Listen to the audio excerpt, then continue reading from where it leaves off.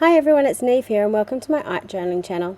Today is another in the series of Why I Art Journal, and this is regulating through collage and text. So regulating your mental health, I suppose, through collage and text. So this is a really messy background of a page, and I did not know what to do with this. So usually when I've got a page that is like this, I tend to do magazine collages over it. And the reason for that is because the magazine collage can be as big or as small as you like, and it can hide a multitude of sins. So that's exactly what I did on this page. I did use, so the background is made up of gloss sprays. I got some new colours and I just kept spraying and spraying. I wasn't particularly happy with my outcome. I decided to do a border with just some black gesso, and because I was really sort of unhappy with how my background was looking, I decided I'd add in some extra stenciling. So because I had the purple in the background, I thought I'd go for some metallic gold stars just to add a bit of a punch of colour, which it certainly did. Now usually I would, stencil before I put in borders, but I'm sort of doing everything backwards here because I already had the background there. So having the stars in the background really hid all that mess in the background, because it's me and because I wasn't 100% sure what I wanted to glue on this page first. I decided I'd go around the outside of my stars with my white pen. Now I'm not being particularly careful when I'm doing this. I was just going nuts and doing the outsides. So really quick, loose, sketchy lines. You'll see that in the close-up at the end. I'm not particularly sticking to the shape of the star. I was just, going crazy. Then I've just dried it off quickly with my heat gun. Now, paint pens dry pretty quickly anyway, but because I tend to do everything at once, I didn't want to put my hand on it and smudge stuff, so that's why I chose to heat it up. So I have some bits of magazine that I am chopping up. I had this body which I really liked, and I had a big face as well which I'm cutting out as well. And you can see I'm using quite big shapes on this. Now I actually really loved how this collage turned out at the end, because it ended up being completely different from the face that I had there. It was quite weird and wonderful, and it really appealed to me how it worked out.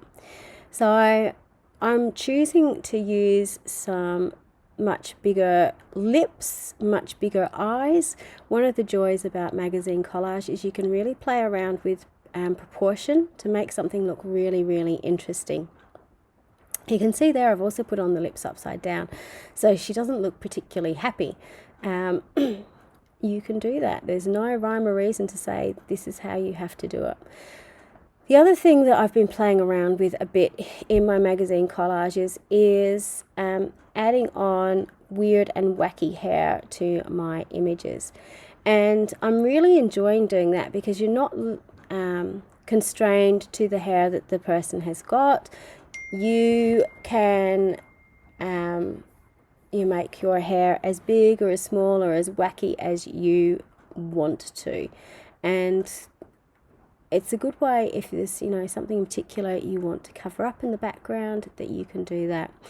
Now when I was doing this page, there was a fair bit going through my mind. So that little heart that I had there really sort of spoke to me. It said it's okay not to be okay, and I suppose that really inspired the rest of this page and how it went. So I loved it, how that heart sort of sat in her hands. It looked like she's sort of gripping onto it, which I really liked that effect of. I drew this amazing hair which looks completely like a wig that went over the top. And as soon as I drew it, I don't know if anyone here watches Schitt's Creek. I loved that show, and she just reminds me of Moira Rose. So if you know the character Moira Rose and her love of wigs, this character may appeal to you somewhat. So I'm going in with my white pen just to highlight around the hair, make it stand out. It also helps show where the individual hair strands kind of go.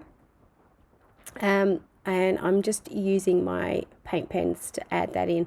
I'm also using the paint pens to whiten up the whites of the eyes to make this look almost cartoony in the end.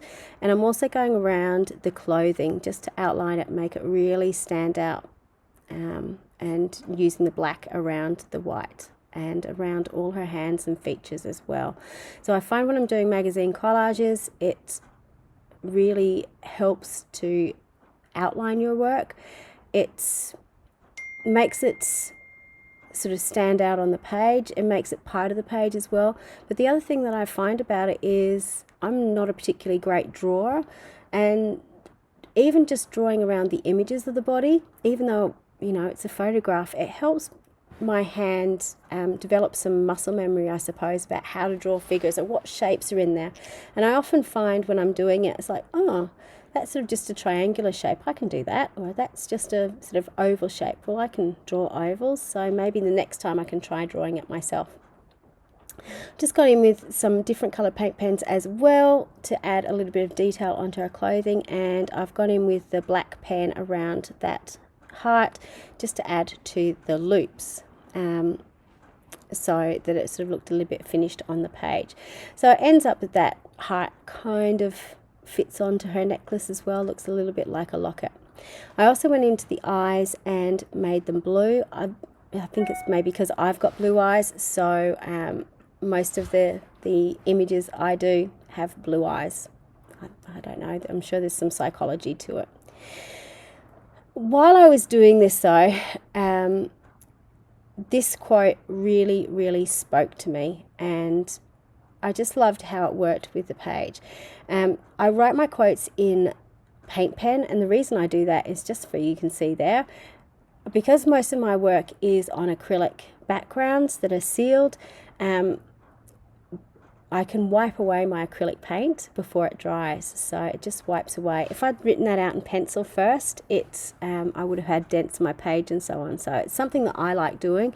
Not everyone feels confident doing that, that's fine, but I like the ability that I know I can wipe it away if I make a mistake.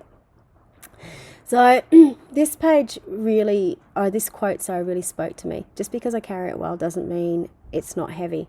And it really made me reflect on myself and other people. I know what I carry and how heavy it is to me, but I try and pretend that everything's all well and good and put on a brave face. And it just made me think about, you know, I'm doing that with what I carry, so what must other people be doing with a brave face, and how heavy must their loads be? And it just really made me, I suppose, think about others in comparison to myself. I suppose I know what I go through and what I do to conceal how things are making me feel, so what must other people be doing at the same time? And it was just a really interesting flip on how I looked at things. And I ended up, this page was like doing a really heavy therapy session for me, because while I was writing out that quote, while I was doing that collage, I had an awful lot of things that I was thinking about in my head. So I wasn't particularly thinking about the collage, but about that quote and what it meant to me in the overall scheme of things.